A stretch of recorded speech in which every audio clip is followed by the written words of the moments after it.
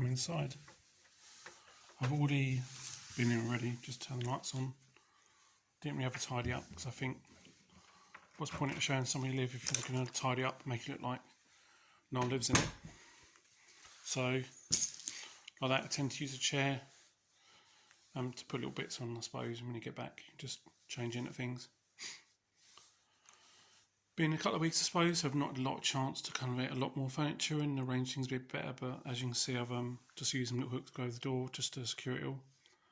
You can kind of draw things in, but I think maybe that's not a good idea if the landlord was to charge you or to reduce your deposit you pay back because you've been damaging the place. There's a lot more better ideas than just drilling things in. That's just a cupboard. Didn't cost a lot of money to be honest with you. I put it together myself, but it's really handy. Got a basket full of gym stuff, got some boxing, Thai boxing, kickboxing stuff up there, and it's like bedding and stuff up there, so it's really handy. You need to basically have a wardrobe, basically move in, otherwise you're going to really struggle. So it's all like t-shirts and shirts and stuff like that. Little cupboard. Put some other odds and sods and clothes in it, and then behind that it's got like an iron and other things. And that's my shoes down there. Not for everyone. I mean, it's quite a short space for shoes, but if I had high heels, I probably wouldn't do that sort of set. I probably would get rid of the little cupboard there and then have lots of chest drawers. I probably would have like a nice little shoe rack, I suppose. So that's a bed, and then it's got storage underneath it. Disadvantages, I suppose, to this is the fact that it takes a lot to put it together again. It's got like mechanisms and it's quite difficult, and it will eventually not go together properly because you keep unscrewing it and screwing it. Where a traditional kind of frame bed, you can just slot in and out of things. It's really easy. That's my 4K TV. I'll use that space as much as I can really by just putting my stuff inside it. Got like various consoles and games and things like that. Fireplace made use of it by just putting some more stuff behind there. So that's really helpful. Got a heater really just to heat the place up a little bit as well as airing. Again, I've left stuff open. I haven't tidied anything up because I can't see what's the point of. Can't see the point of just leaving nothing around just to make it look like it's all pristine when this is how you live. Everyone does washing and things like that, so it's kind of pointless really tidying up to the point where it looks completely not lived in. So a little cabinet there. I've got some films inside. There's quite a few Blu-rays and that I've got at the moment, so I need to get rid of those and just put them into sleeves for a little bit more space.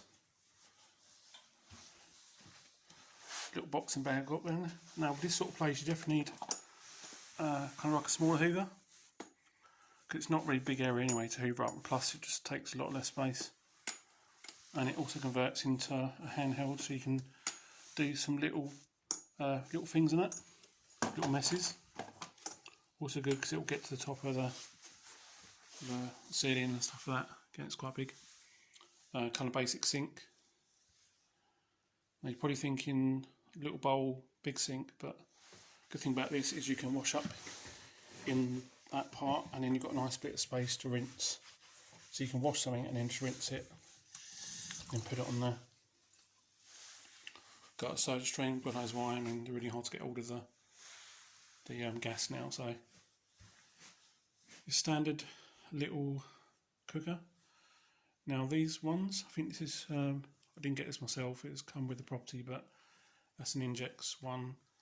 My opinion, it's pretty good at the oven, but the hobs themselves take about twice as fast as any other hob to heat up really. Definitely recommend a wok because of the device. It's quite a big thing and it can put a lot in it. Obviously it's really quick to heat things up. With maybe a thicker sort of frying pan, it takes a little bit longer, and I think wok's a little bit more quicker to cook things with, and they're just a little bit more flexible. Got some more pans to board in. Yeah, good idea I suppose having pans, but I think you can probably microwave a lot of things these days a bit quicker, so depends how you feel. Little area for like kettle, toaster, some little cups, little coasters, a bit of syrup. I've got a little tea strainer there. I've got a rice cooker. Luckily it was the right size to slip underneath there. And then little sandwich toaster. Fridge freezer, because you need a freezer as well as a fridge, and I think if you've got both it'll take a lot more space.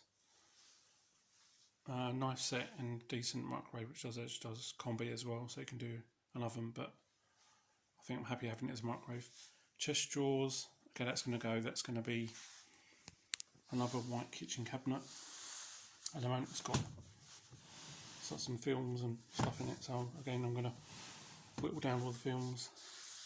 I've had to use it for some clothes at the moment because I'm still working out where to put the other stuff in it. I've only been a couple of weeks anyway. Little basket down there, bag. That's a computer desk, some stuff on it. Finally managed to get some internet installed. That's a sofa bed for you on, but I'll just use it as a sofa. I think you need something not too big. You don't want a single chair because it's really antisocial. You don't want anyone sitting on your bed too much with you while you're talking to someone, or vice versa.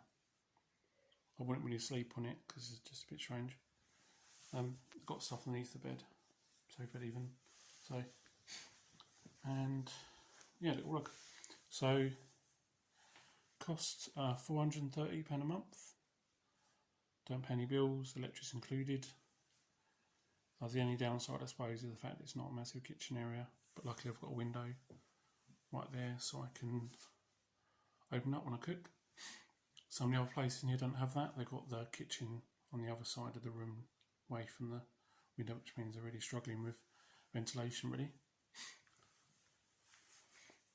Yeah, little washing machine, pretty good. A little bin. Debating what to do with the cabinet, so I just got one of these. It costs about £12, so you just put your stuff inside it. Really handy for like your tea towels and foil and things like that. And then got loads of spices and things like that, and then herbs, because you've got to make tasty food. You can't make anything bland. There's no excuse. You don't have a massive kitchen. You can still cook tasty food with flavour to it. The fridge freezer, and a little freezer there. Got some chicken and vegetables. Definitely put a load of veg and frozen stuff, like really compact things, like stuff you can heat and eat really quickly. Is kind of helpful at the same time. You need to put as much. I'll put like chicken and things like that, as much as I can in the front, and then all the veggie stuff at the bottom. And that little thing there.